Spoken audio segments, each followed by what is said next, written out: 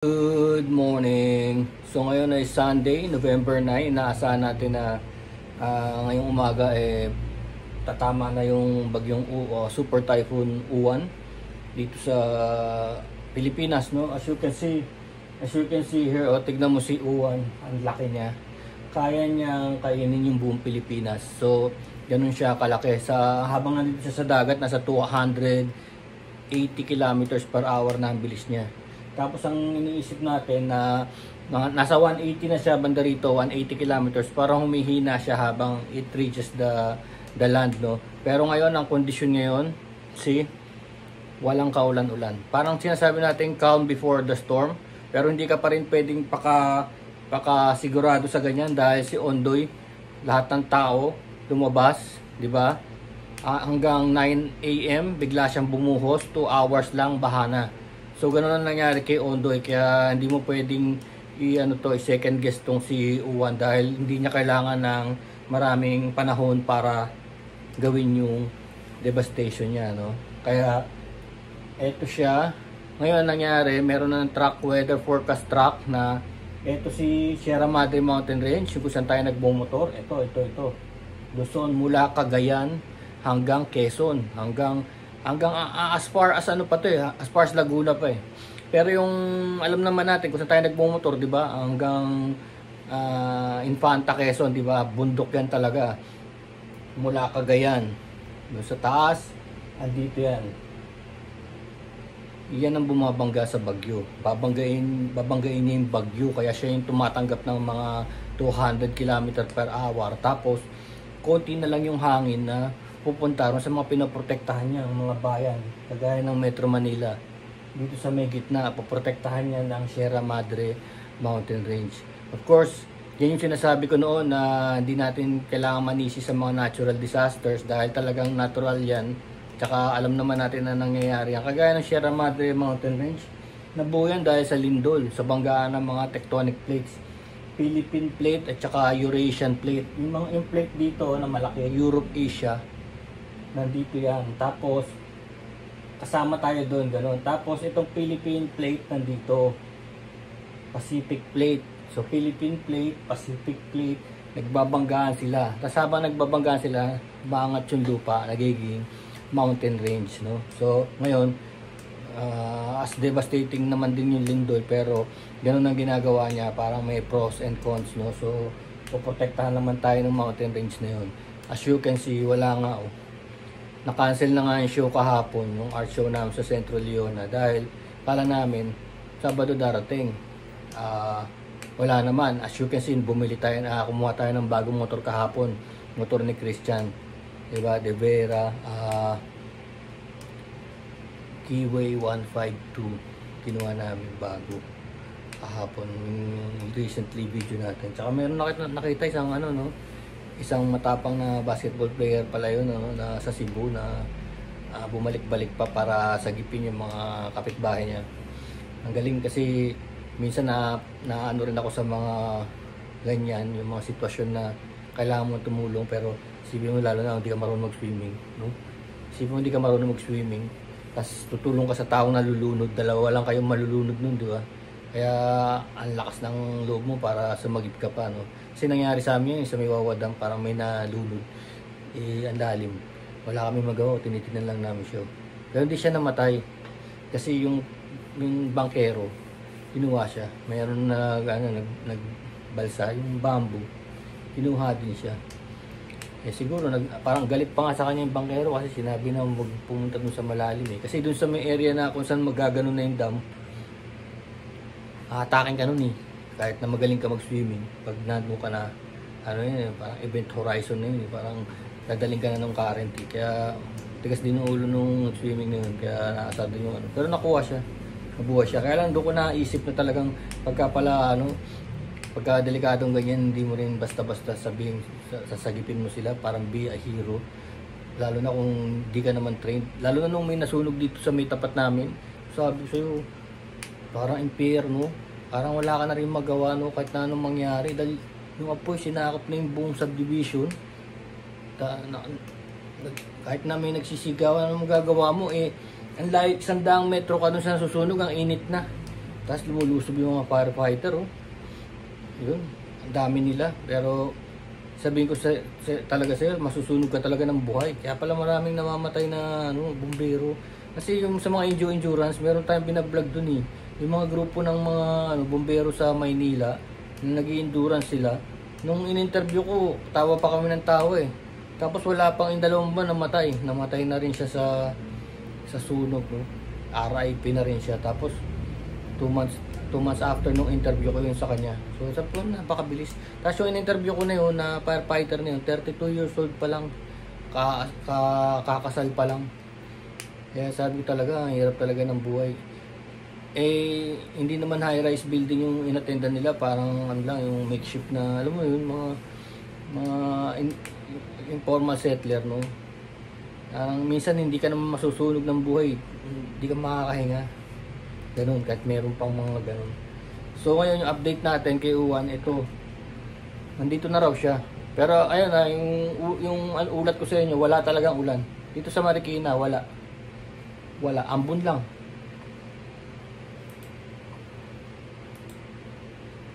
MOT na sa ating 5 AM Sunday. Bagyong Uwan, may international na FUMO. At live po tayo ngayon mula dito sa Pag-asa Weather Forecasting Center. So as of 4 AM, ang huling lokasyon na itong bagyong si Uwan ay huling namataan yung sentro ng mata ng bagyong Uwan na sa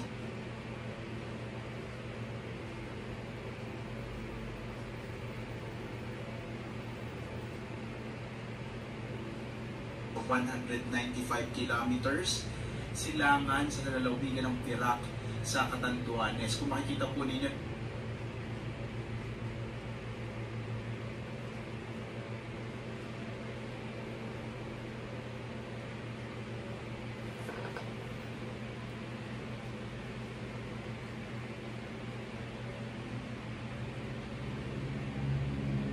halos kitang-kita na yung mata ng bagyong si Uwan. Pinapakita nito na napakalakas po nitong bagyong ating minomonitor. At palapit na ito sa may bahagi ng Catanduanes. Hindi natin inalis yung posibilidad na maaari itong mag-landfall. Kapag sinabi po natin landfall, yung sentro ng mata ng bagyo ay tatama sa kalupaan.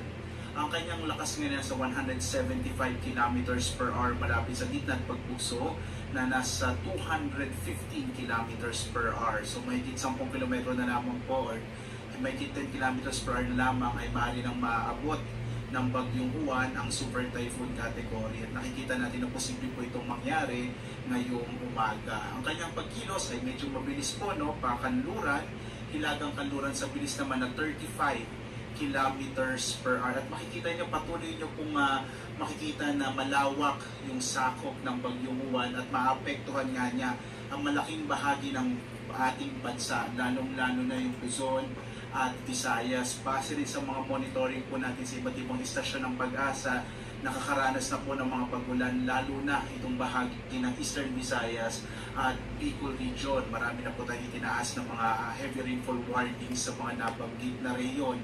Narito yung ating latest na track sa bagyong Uwan at makikita po natin, at ito po sana yung gusto kong bigyan din, 2 AM ay nandito po ito po yung kasalukuyang lokasyon ng bagyong Uwan at makikita po yung 24 hours dadaanan niya itong kalupaan ng Luzon. By tomorrow po ng madaling araw ay nasa West Philippine Sea na yung bagyong Uwan. Ibig sabihin po nito, ito yung panahon na pinakamararanasan natin yung mga malalakas na ulan at malalakas na hangin na maaring magdulot ng mga pagbaha, mga pagguho ng lupa, partikular na doon sa mga mabababang lugar at sa mga lugar po na very steep slope.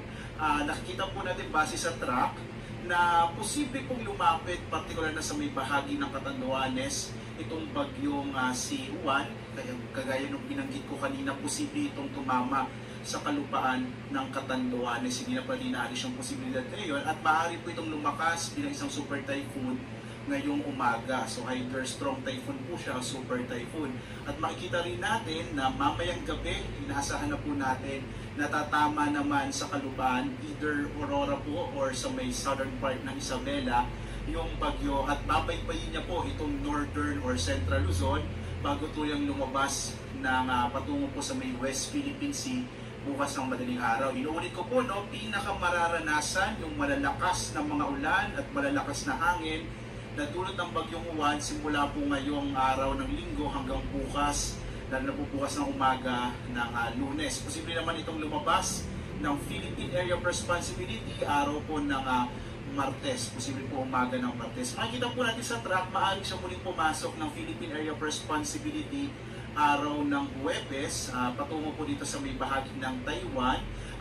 Sa ngayon po, patuloy pa natin itong i-monitor at kung makakapekto pa ito sa ating bansa. So posible po siyang pumasok muli ng PAR ng Huwebes, pero by Friday ay muling lalabas. So maaaring din siyang tumama sa may bahagi ng Taiwan bilang isang severe tropical storm category na bagyo. Sa ngayon nga po, nakataas ang signal number 4, particular na sa Polillo Islands, eastern and central portion ng Camarines Norte, eastern portion ng Camarines Sur, sa Catanduanes, eastern portion ng Albay. Signal number 3 naman ngayon sa may southern portion ng mainland Cagayan, Isabela, Quirino, Nueva Vizcaya, Kalinga, the southern portion ng Abra Mountain Province, Ifugao, Benguet, central and southern portions ng Ilocos Sur, La Union, Pangasinan, Zambales, sa amin po dyan sa Bataan, Tarlac, Pampanga, Nueva Ecija, Bulacan, Aurora, at ang Metro Manila po ay nasa ilalim na ngayon ng signal number 3, Cavite, eastern portion ng Batangas, Laguna, Rizal, nalalabing bahagi ng Quezon, Camarines Norte, Camarines Sur, nalalabing bahagi ng Albay, Sorsogon, Ticao at Burias Islands, northern Samar, northern portion of eastern Samar at northern portion ng Samar. Signal number 2 naman po ngayon sa nalalabing bahagi ng Cagayan kasama yung Babuyan Islands, Apayao, Abra, the rest of Abra, Ilocos Norte, the rest of Ilocos Sur, the rest of Batangas, northern and central portions ng Occidental Mindoro, kasama yung Lubang Islands, northern and central portions of Oriental Mindoro, Marinduque, northern and eastern portions ng Romblon, nalalabing bahagi ng Masbate, eastern Samar, Samar, Biliran, northern portion of Leyte, habang signal number 1 naman dito sa may bahagi ng Batanes, nalalabing bahagi ng Romblon, ng Oriental Mindoro at ng Occidental Mindoro, kasama po itong Calamian Islands at Cuyo Islands, nalalabing bahagi ng Southern Leyte, nalalabing bahagi po ng Leyte, buong lalawigan ng Southern Leyte, ng Bohol, northern and central portion ng Cebu kasama yung Bantay at Camotes Islands, northern and central portions ng Negros Occidental, northern portion of Negros Oriental, Guimaras, Iloilo, Capiz, Aklan, Antique, Dinagat Island, Surigao del Norte, northern portion of Bagusan del Norte at northern portion of Surigao del Sur. Kung kayo po ay nagtataka dahil hindi nyo pa nararanasan, lalo na sa mga lugar kung saan nakataas yung signal number 3 ng mga hangin, dahil po paparating pa lamang yung bagyo, kaya po posible po na ngayong araw ay simula na pong mararanasan yung mga malalakas na ulan at malalakas na hangin na dulot po ng bagyong si Juan. Kaya po muli po sa mga kababayan natin, lalong-lalo na kung saan nakataas yung signal number 3 at signal number 4, iba yung pag-iingat po at sana by this time po, kung kayo po ay nasa mga delikadong lugar, nasa mga madaling bahain o mga lugar po na malapit sa karagatan, sa mga baybay dagat, nawa po kayo po ay nakapag-evacuate na, no? Samantala po, posible pa rin makaranas ng mga pagbugso ng hangin, even po yung mga lugar na kung saan wala pong tropical cyclone wind signal. Ngayong araw, may mga pagbugso pa rin ng hangin sa Palawan, sa ilang bahagi ng Visayas at Mindanao. Bukas, araw ng Lunes, malaking bahagi ng Luzon at Visayas ay makararanas din ng mga pagbugso ng hangin. At sa Martes, kahit nakalabas na po yung bagyong Juan, ang kanyang trough o mga kaulapan na dala, maaari pa rin magdala ng mga pagbugso ng hangin sa ilang bahagi ng Luzon. Samantala po, narito yung inilabas natin or na-issue na weather advisory. Ito po yung mga inaasahan natin mga pagdalang ulan. Tignan nyo maigi, oh. Tignan nyo yung red track. Yan yung Sierra Madre Mountain Range. Siya yung tatanggap ng 200 flooding. 200 mm flooding. Siya ang tatanggap. Sa kanya babagsak yung pinakamatinding hangin. Tapos tignan mo yung mga nasa likod, oh. Including Rizal, Metro Manila, and Bulacan. Medium. 100 mm na lang, 100. So, ibig sabihin yung Sierra Madre talaga, babanggayin niya yung bagyo. ng bagyong Juan. At makikita po natin ngayong araw, halos ang malaking bahagi ng Luzon ay makararanas ng halos 100 up to 200 and greater than 200 millimeters of rain. Ang ibig sabihin po nito, yung mga lugar na madaling bahain, yung mabababang lugar, ay malaki yung posibilidad na makaranas po ng mga pagbaha, lalong-lalo na po yung mga malapit sa mga ilog, dahil nga po inaasahan natin na maraming ulan na dala itong bagyong Juan. Samantala po, inaasahan natin na bukas, makararanas pa rin ng mga malalakas sa mga pag-ulan mula po madaling araw hanggang buong umaga ng Lunes. Itong malaking bahagi pa rin ng Luzon, lalong-lalo na itong western section ng Luzon. Muli po na mag-ingat tayo sa mga potensyal, mga posibilidad ng mga pagbaha at mga pagguho ng lupa na dahilan po ng mga ulan na dala ng bagyong Juan. Samantala po pagdating ng araw ng Martes, makararanas pa rin ng mga pag-ulan ang ilang bahagi ng Ilocos Sur, La Union, Benguet at Pangasinan habang papalabas na ng Philippine Area of Responsibility ang bagyong Juan.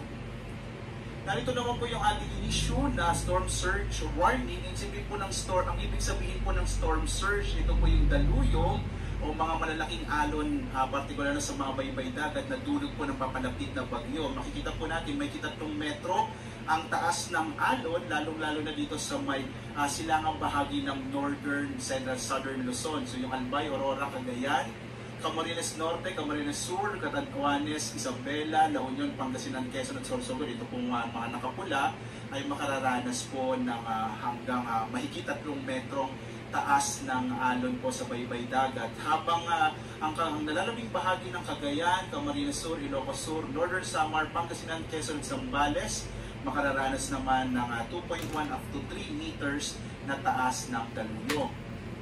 So yun, ang oras itong news na to is 5:40 in the morning, November 9. So ngayon is November 9, 8:30 in the morning.